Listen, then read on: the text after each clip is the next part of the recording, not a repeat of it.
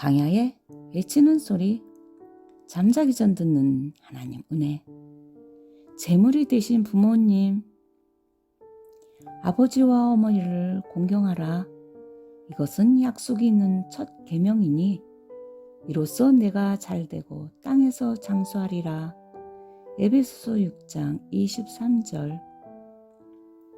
우리 집은 어머니가 사람들을 좋아하시고 나보다 먼저 교회 생활을 하고 계신 때라 오고 가는 사람들이 아주 많았다. 내거리 모퉁이에 자리 잡고 있는 단독주택인 우리 집은 서울에 있는 집답지 않게 늘 대문이 열려 있다. 죽으면 영락교회 무효지에 묻혀야 해서 절대 다른 교회 나가면 안 된다는 앞집 지하방에 외손주와 함께 살고 있는 할머니, 어렸을 때 홍역을 심하게 알아 곱지 못한 얼굴로 결혼을 못한 박사딸과 함께 사는 앞집 할머니, 외아들의 며느리, 손주까지 함께 살고 있는 뒷집 할머니 등 어머니 친구들과 나의 지인들까지 동네 사람들과 교인들이 쉬고 가는 쉼터이기도 했다. 점심때나 속회 예배를 드리는 날이면 구수한 멸치 육수에 물칼국수와 콩나물을 넣고 들통으로 한 통 끓이면 별다른 반찬 없이 김치 하나에 너나 할 것 없이 정말 맛있게 먹곤 했다. 치상품도 아니어도 사과를 괴짝으로 사다 놓고 먹이기를 좋아하시는 어머니는 남의 집 마실은 안 다니시며 오고 가는 사람들을 불러서 먹이시는 데는 1등이셨다. 지금 생각해보니 그리 넉넉히 생활비를 받는 것도 아니었는데 그 음식 대접과 돈은 어떻게 감당했을까 싶다.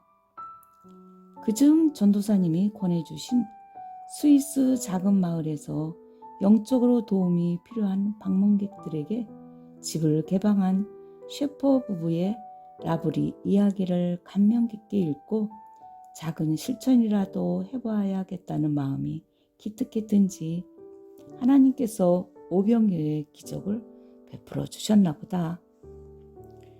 그럭저럭 그곳에서 산 지 몇 년이 되어 더 넓은 집을 찾아 이사하려 이곳저곳을 둘러보고 저녁 늦게 동네로 들어서니 우리를 기다리신 듯 이분 저분이 물으신다.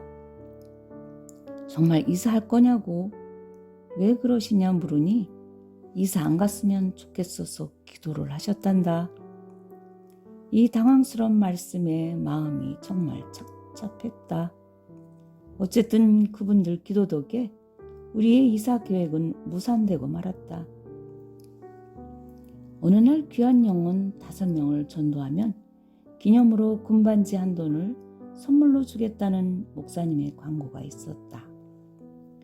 군반지에 탐이 난 것은 아니지만 나도 이 기회에 5명 전도에 도전해봐야겠다는 결단이 생겨 평소에 전도하고 싶었던 지인들과 더 긴밀하게 친교를 나누고 어려움을 들어주고 간절히 기도한 결과 목표를 달성하여 군반지를 타게 된 일도 있었다.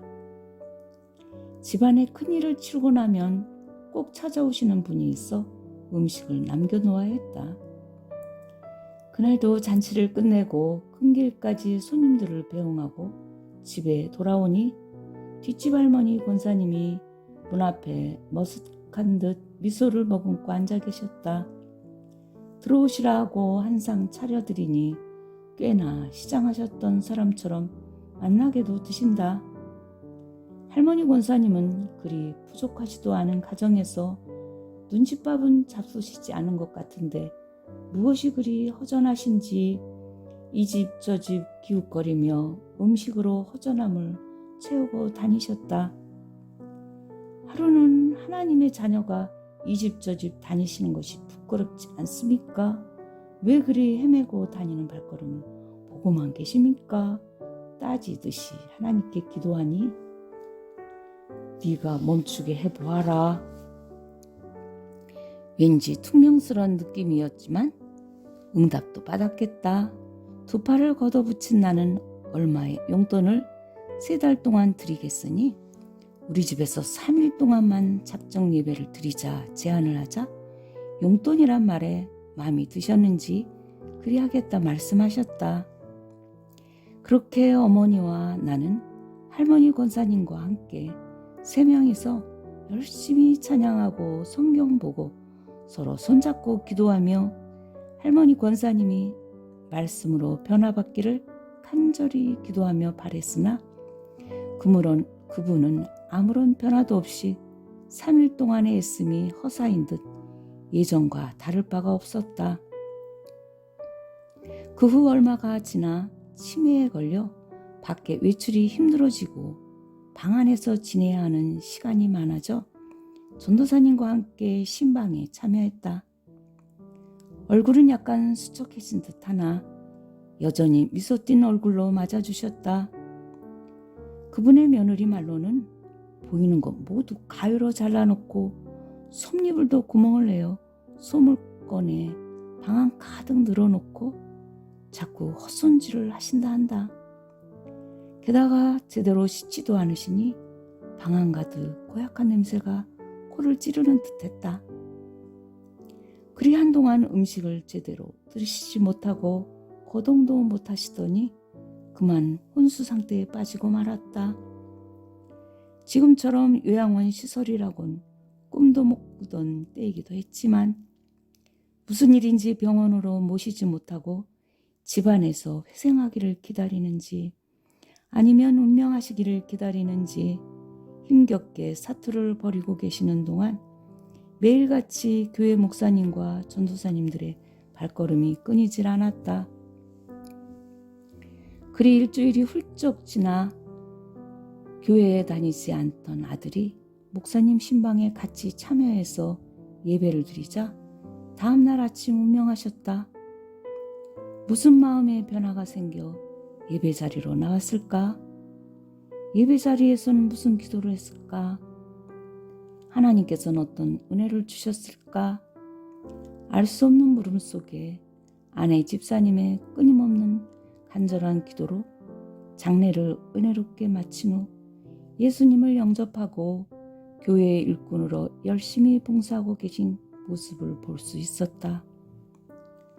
때로는 육신에 아주 연약한 가운데 계신 부모님들이 이 땅에 살아계심이 오히려 고통의 순간들이건만 알 수 없는 기한 동안 자녀들 앞에서 힘겨운 신음소리를 내며 견디는 분들을 종종 볼 수 있다.